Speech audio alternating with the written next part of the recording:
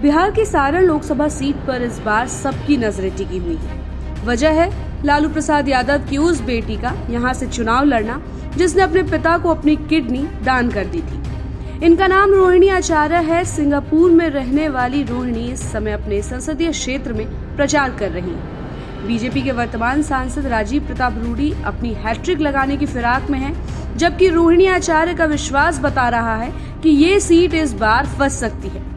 जातिगत समीकरणों के आधार पर इस सीट का ताना बाना बुना जाता रहा है, लेकिन पिछले 2 लोकसभा चुनाव से यहाँ की जनता ने जाति समीकरणों से हटकर वोट किया था, जिसका नतीजा ये रहा कि यहाँ से बीजेपी के प्रत्याशी जीतते रहे हैं। वैसे इस बार यहाँ की कहानी कुछ अलग लग रही है, बल्कि भाजपा प्रत्याशी राजीव प्रताप रूडी और राजद प्रत्याशी रोहिणी आचार्य दोनों की प्रतिष्ठा दांव पर लगी हुई है। आज हम अपने वीडियो के जरिए यही बताने की कोशिश करेंगे कि रोहिणी आचार्य का जादू किस कदर लोगों के सिर पर चढ़कर बोल रहा है और वो कौन सा फैक्टर है जो संभवतः रोहिणी आचार्य के लिए जीत का कारण बन सकते हैं। बस आप बने रहिए हमारे वीडियो के साथ और देखते रहिए सहारा समय का digital platform. Saran Lok Sabha seat Bihar की सबसे हॉट सीटों में से एक है। यहाँ से लालू प्रसाद यादव 4 बार सांसद रह चुके हैं। ऐसा माना जाता रहा है कि उनका मुस्लिम यादव समीकरण उनकी जीत में बड़ी भूमिका निभाता रहा है, लेकिन 2014 के लोकसभा चुनाव में वो समीकरण टूटता हुआ दिखाई दिया था, जिसका नतीजा ये रहा कि भाजपा प्रत्याशी राजीव प्रताप रूडी ने पूर्व मुख्यमंत्री लालू प्रसाद यादव की पत्नी और बिहार की पहली महिला मुख्यमंत्री रही राबड़ी देवी को 1 लाख से ज्यादा वोटों से हराया था। 2019 में भी राजीव प्रताप रूडी ने लालू यादव के समधी चंद्रिका राय को हराया था।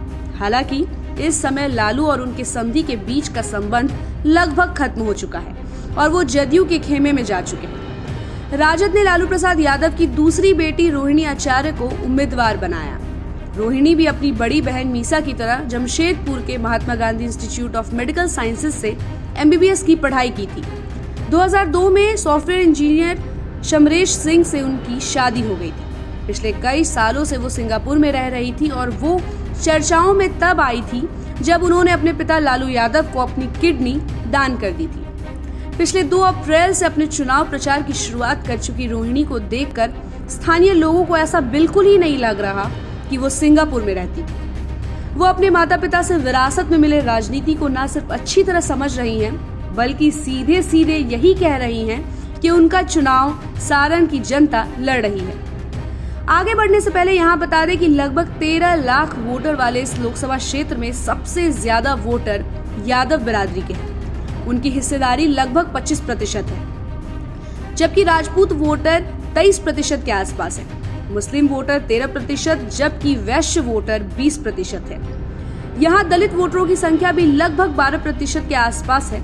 और सबसे बड़ी बात यह है कि इस लोकसभा क्षेत्र में 6 विधानसभा की सीटें हैं, जिनके नाम मढ़ौरा, छपरा, गरखा, अमनौर, परसा और सोनपुर है। इनमें से 4 विधानसभा क्षेत्र के विधायक राजद के और 2 विधायक बीजेपी के हैं। जातिगत समीकरणों की बात भी ना करें तो आंकड़ों के हिसाब से राजद का पलड़ा यहाँ भारी पड़ता हुआ दिख रहा है। सबसे बड़ी बात यह है कि रोहिणी आचार्य के साथ लोगों का एक भावनात्मक लगाव स्थापित होता जा रहा है।